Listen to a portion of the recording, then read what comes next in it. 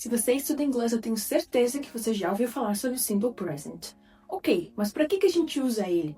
Como a gente usa? Qual que é a diferença de Simple Present para Verb to Be? Eu vou te explicar tudo nesse vídeo. Hello everybody, eu sou a Teacher Ana, eu sou professora de inglês e esse é o Ana Busy Talks. Aqui eu te ajudo a aprender e melhorar o teu inglês de forma prática e objetiva. Já se inscreve aqui no meu canal se tu ainda não é inscrito, eu tenho várias dicas aqui postadas. Curte esse vídeo, tenho certeza que tu vai gostar. Deixa um comentário aqui embaixo pra mim. Compartilha para atingir outras pessoas. E agora vamos para as dicas. Primeiro de tudo, para que a gente usa o Simple Present? O Simple Present é usado para falar sobre coisas que acontecem, ou seja, rotinas, hábitos e fatos. For example, I work every day. She drinks coffee. They live here. E talvez você esteja se perguntando qual que é a diferença disso para o verbo to be. A formação de frases não é a mesma? Quando a gente forma frases com o verbo to be, a gente também está usando o presente, a gente também está falando coisas que acontecem. A diferença é que o verbo to be é apenas os verbos ser e estar, e o presente simples é para todos os outros verbos. Justamente porque o verbo to be, ele tem as suas características, eles têm as suas peculiaridades. Por exemplo, a gente muda a conjugação dele de acordo com a pessoa. Am, is e are. Por conta disso, a gente acaba tendo que estudar eles separadamente. E o Simple Present, não. Os verbos não variam de pessoa para pessoa, apenas um detalhezinho para recheat que a gente vai ver.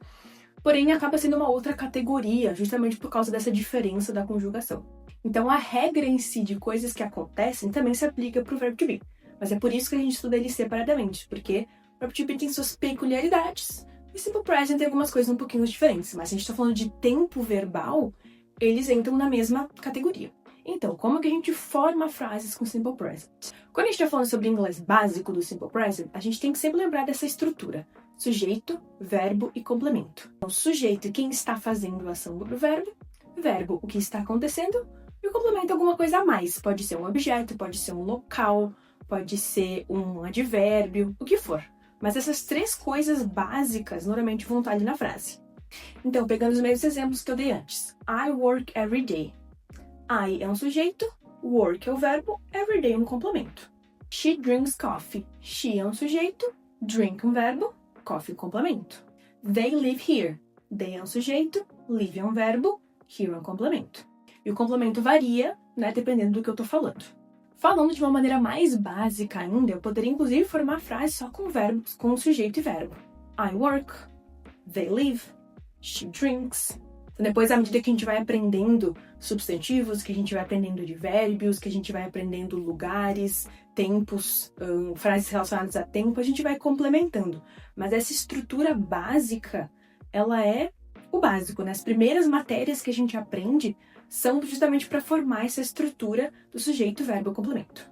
Uma coisinha que a gente tem que cuidar quando a gente está falando sobre frases afirmativas é que quando o sujeito é equivalente aos pronomes he, she ou it, a gente tem que adicionar um Szinho no verbo.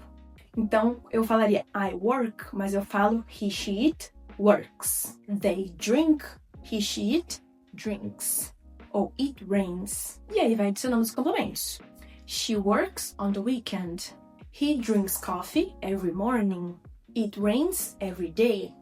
Para as frases negativas, aqui a gente começa a falar sobre uma estrutura que vai nos acompanhar daqui para frente em todos os tempos verbais, que são os verbos auxiliares. Os verbos auxiliares não têm tradução direta para o português. Eles estão ali justamente para nos ajudar no inglês a não precisar conjugar tantos verbos. Isso é uma grande diferença do inglês para o português. Enquanto no português a gente conjuga muitos verbos, eles mudam muito de pessoa para pessoa, de tempo verbal para tempo verbal. No inglês nós temos muito menos conjugações, porém a gente adiciona os verbos auxiliares justamente para facilitar esse processo, para que a gente não precise ter tantas conjugações diferentes. O verbo auxiliar do presente simples é o do, com as variações does para he, she, it e do not ou don't para o negativo. Então, se antes eu falava I work here, agora eu vou dizer I don't work here. Se antes eu dizia she drinks coffee, agora eu vou dizer she doesn't drink coffee. Importante perceber que no afirmativo eu uso drinks, porém no negativo eu uso doesn't drink. Então, a regra do S vai no auxiliar e não no verbo. Se antes eu dizia they live here, agora eu falo they don't live here. E aqui nas perguntas a gente vai inverter um pouquinho aquela ordem lógica que a gente viu antes. E para formar as questions, a gente vai pegar esses verbos auxiliares e a gente vai botar lá na frente da pergunta. Então, se antes eu falava, you work here, agora eu vou perguntar, do you work here? Se antes eu falava, she drinks coffee, agora eu vou perguntar, does she drink coffee? E aqui serve a mesma lógica. O S vai no auxiliar e o verbo permanece normal. She drinks, does she drink? Ou they live here vira do they live here? Lá nos negativos, a gente até poderia dizer que o don't e o doesn't significava não. Porém, aqui, realmente, nas perguntas, o do e o does, ele não tem tradução. Ele não faz sentido nenhum em português. Ele é uma coisa a mais que a gente bota em inglês e que no português não tem sentido, não tem significado. Porém, eles nos ajudam a entender que aquilo é uma pergunta, então logo de início a gente já consegue fazer a entonação da pergunta. Então, diferente de falar I work here, do you work here? Só de ter o do, tu já percebe que é uma pergunta e tu já passa a entonar aquilo para ser uma pergunta. E a resposta básica e simples é com yes or no e com o do ou does. Então, se eu pergunto, do you work here? Yes, I do. No, I don't. Does she drink coffee? Yes, she does. No, she doesn't. Do they live here? Yes, they do. No, they don't. Então, a resposta básica e rápida é simplesmente essa. E esse é o presente simples. Então, normalmente, a ordem lógica, quando a gente está aprendendo inglês, é primeiro a gente aprende o verbo to be, porque ele é considerado um pouquinho mais básico, e também por causa dessa conjugação que o verbo to be tem, que é muito peculiar dele, e também porque ele tem só dois significados, ser ou estar. Depois a gente passa para o simple present, onde a gente amplia muito a gama de verbos, porque daí todos os verbos que não são ser e estar, a gente começa a aprender aqui no simple present. E além disso, além dos verbos, a gente amplia muito o nosso vocabulário de adjetivos, de advérbios, de objetos, de trabalhos, porque tudo isso vai servir como tanto sujeito quanto complemento dos verbos.